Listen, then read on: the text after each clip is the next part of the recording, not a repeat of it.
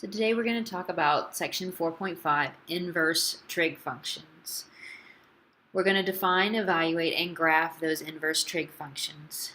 Now remember, a function has to be one-to-one for its inverse to be a function.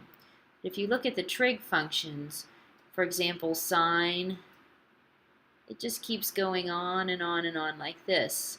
Obviously that's not passing a horizontal line test, and it's not going to be one-to-one. Cosine is the same way. It's just shifted over a little bit. You've got these functions. This one's sine and cosine, and even the tangent function. We've got goes up like this, and then it has its asymptotes, and then it's going to go up again. And again, it's not going to pass that horizontal line test either.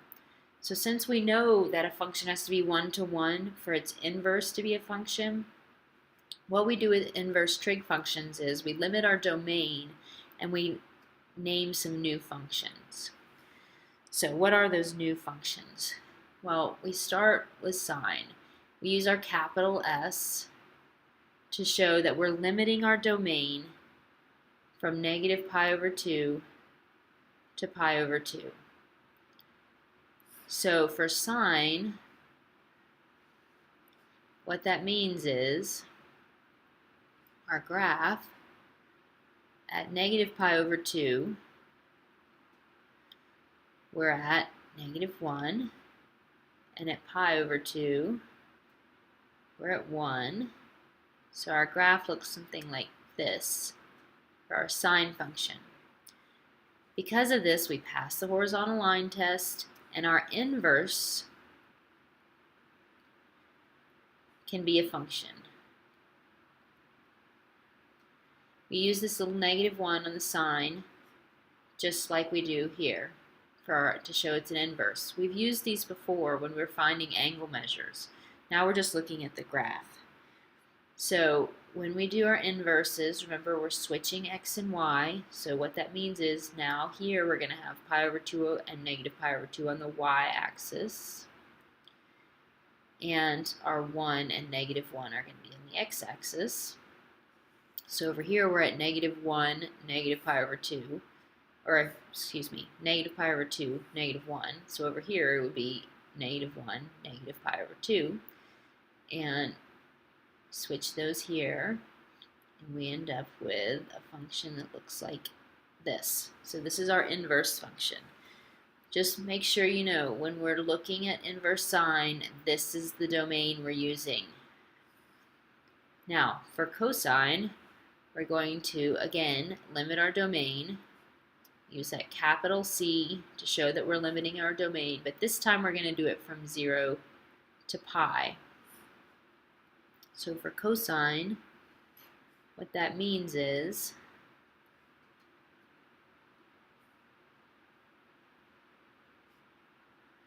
at 0, we're at 1, and at pi, we're at negative 1.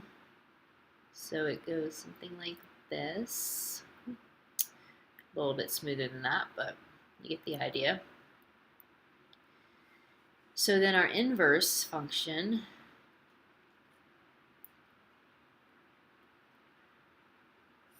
looks like this, because we're going to have swap our x's and our y's. So at pi, we're at negative 1. And at 0, we were at 1. So now it looks like this. So you can see where we're switching our x's and y's. It's just a reflection over that line, y equals x, just like we've been doing. But for cosine, we limit our domain to 0, pi so that we can have an inverse that's actually a function. Well, what about tangent?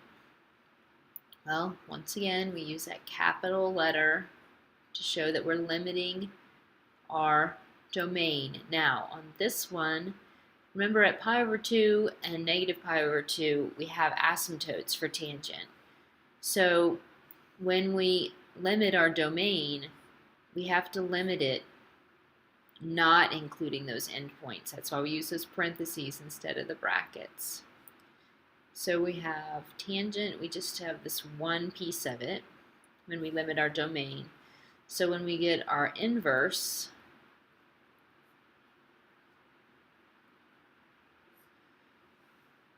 we're switching our x's and our y's, so we have pi over 2 here and negative pi over 2 here. And we draw in those asymptotes, only this time now they're horizontal. We started down negative here, and we end up positive over here. So there's our inverse trig functions.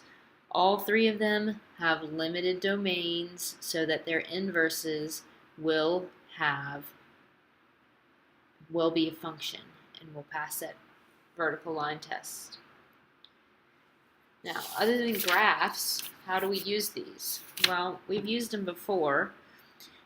This time we're just going to limit ourselves. If we want to say what's the inverse sine of negative 1/2, we're asking ourselves what angle has a sine of negative 1/2.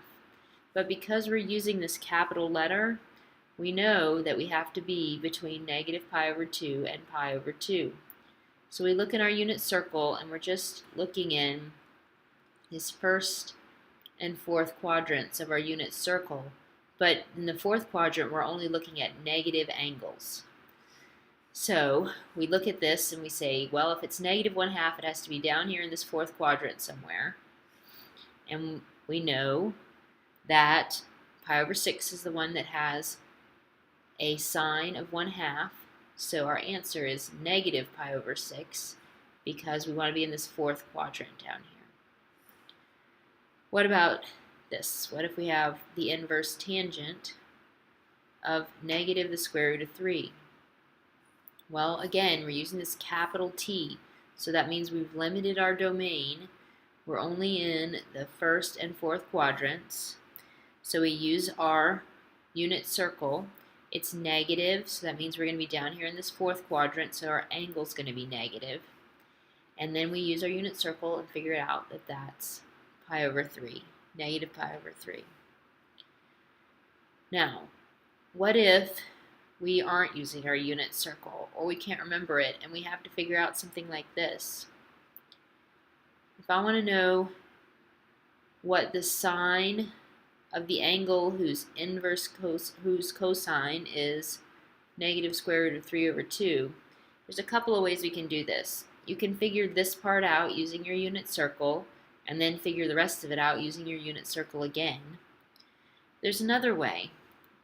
We know that sine, cosine, and tangent always works with right triangles. If we're looking at this angle right here, we know that the cosine is the adjacent over the hypotenuse. So we can use our Pythagorean theorem to figure out what this leg is. So we have negative the square root of 3 squared plus whatever we're looking for squared equals 2 squared. And if you calculate this out, you get 3 here and 4 here, so you end up with this equaling 1, which means sine is opposite over hypotenuse, so the sine of that angle is 1/2. We don't even have to know what the angle is necessarily to be able to figure out what the sine is once we know this inverse cosine part here. Let's try one more. If we want to know what the secant is of an angle whose tangent is 2, we can do the same thing. Draw a right triangle in, and it doesn't even have to really be to scale. If we're looking at this angle, tangent is opposite over adjacent. We use our Pythagorean theorem to figure out what the hypotenuse is because the secant is hypotenuse over adjacent. So we have 2 squared plus 1 squared equals our hypotenuse squared. So that tells us that this is the square root of 5. So our secant is hypotenuse over adjacent, which is just the square root of 5. And then we've solved it. That's really all there is to inverse trig functions. Make sure you've looked at those graphs and make sure you've read section 4.5 in your book and taken good notes on all of it.